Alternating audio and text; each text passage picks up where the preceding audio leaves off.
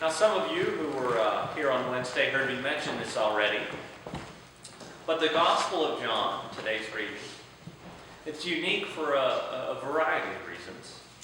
But one of those readings happens to be the cleansing of the temple story. What a story, right? You see, unlike Matthew, Mark, and Luke, where the cleansing of the temple, it takes place at the very end of Jesus' ministry. It kind of functions as the final straw and the reason for Jesus' death. In John's text, the story takes place at the very beginning of the gospel. It's a sort of radical statement on what Jesus' ministry will be like, what it's going to look like. Now, to set the stage for Jesus' epic attack on the temple, let me tell you about what's going on. Jerusalem, it was an impressive city on a good day, even on a bad day. It had a population somewhere in the range of 50 to 100,000. And when there was a festival like the Passover we had in today's text, there was probably 4 to 6 times that many people in the place. No wonder Rome got a little nervous and crucifixion happy when all these people started to gather in this place, right? And the temple, anyone know how large the temple was? Any guesses? We're looking at a place that was roughly 4 to 6 football fields in size. 4 to 6 football fields. The walls were supposedly 20 stories high. And reports say that when it was finished, over 20,000 people were out of a job. I've heard in my Old Testament class that it took 20 to 50 people to close one door every evening. That's huge. And Jesus fashions a whip and drives all this cattle, all these people out of this place, you know. Can you imagine that? That's quite a feat. The temple was built on a hill, and there was a giant wall on the outside. And that's where, inside there was a courtyard, basically. And there was a smaller temple and different rooms within that. And that giant courtyard area is where all these people were gathered. I struggle with wondering if this is true, but I've heard that it's quite possible that 1 million people could gather in this place. Can you imagine Jesus, one person, chasing all these people out? You see, the temple, it represented more than just a place of worship for the Jews. It was the foundation and image of everything that they attributed to their identity. And into this crazy thing walks a guy from the boondocks, the middle of Galilee, who just starts tossing tables around. I mentioned in my children's sermon that in the 1300s, there was a painting. I'm going to send it around. I keep it in my Bible. You just want to pass it. Now, the artist took a little liberty with the temple scene, and it shows Jesus punching people. And it reminds me that what most certainly Jesus was not.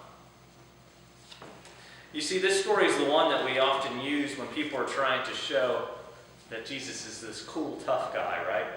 The last action hero. Look at Jesus, they'll say. He wasn't just this meek shepherd. We use stories like this in the painting to try and make Jesus seem like something he really wasn't. I think deep down we're ashamed. We're a little embarrassed of weak Jesus, right? We want a Jesus that kicks open the door with a cigar in his mouth and a machine gun in his hand, right? He single-handedly takes out all the bad guys.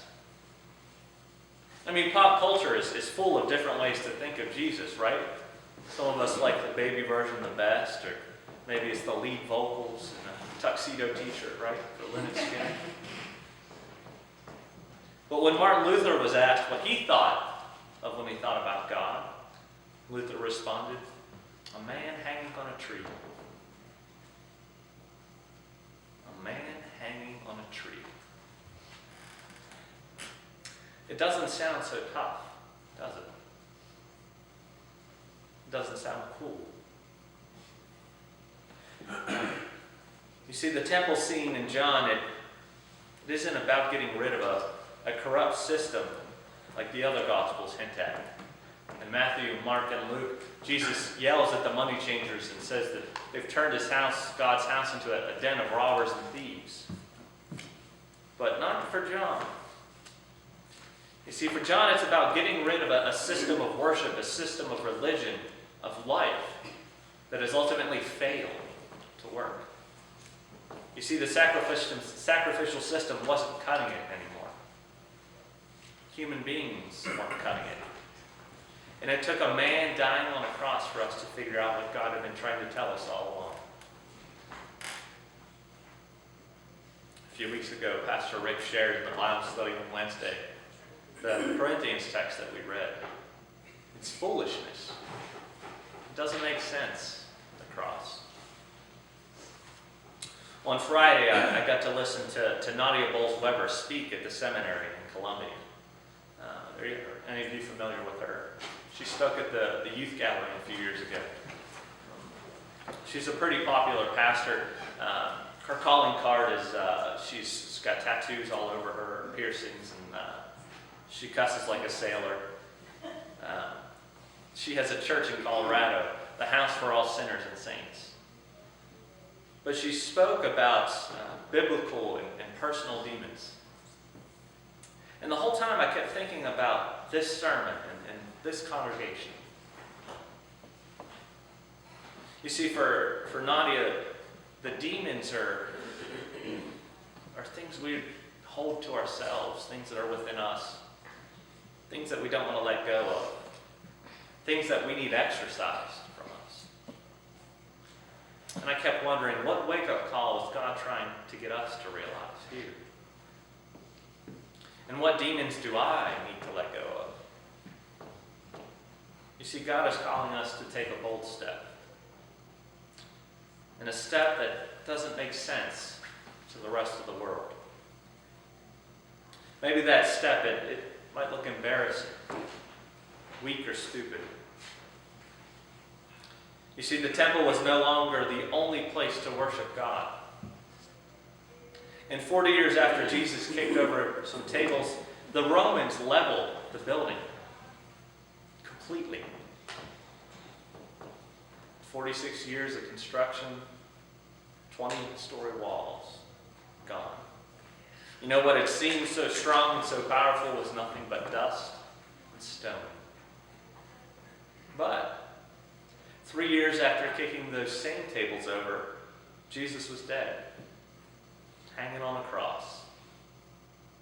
He looked stupid. But 3 days later, he rose from the dead. Amen. All right, if this works, maybe we have one or two tweets, right? Let's see. Working on it, constructing.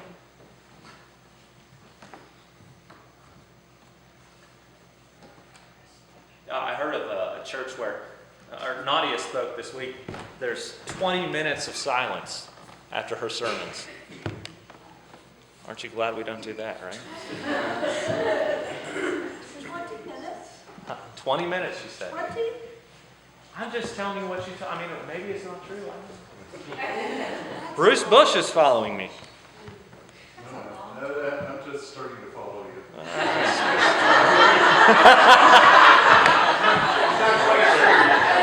Maybe we're not doing this ever again. All right, what do we got? Hold on, let me find. Apparently, the hashtag that Catherine has created is Tim Does Sermons. It was Seth. Seth created it. So, what do we got? All right. Catherine asked. Oh, jeez, I didn't know you were put her name. Well, someone asked, should Jesus look different to everyone?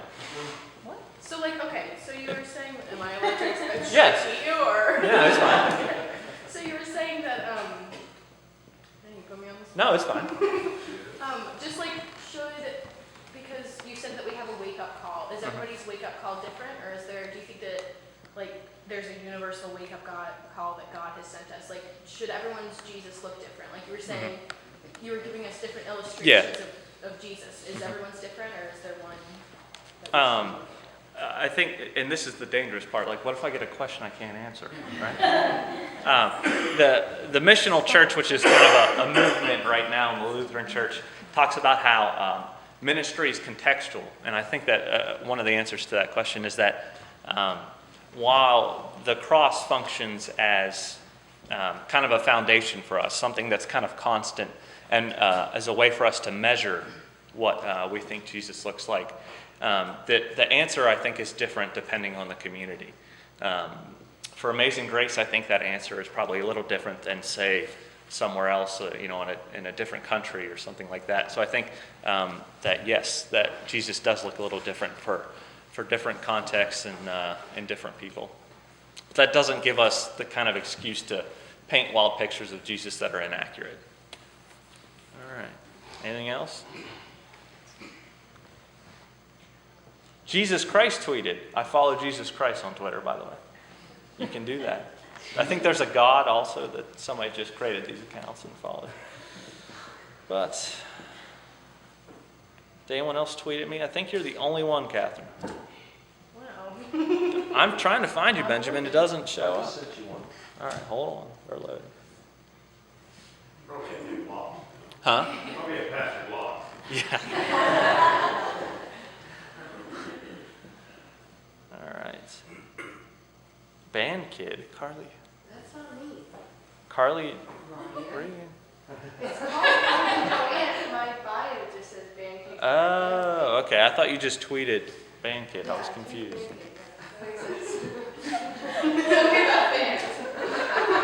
I think Jesus is trying to tell us that, instruments are different for different people. What'd you use, Rick? Oh, that's such a message there. Oh, message.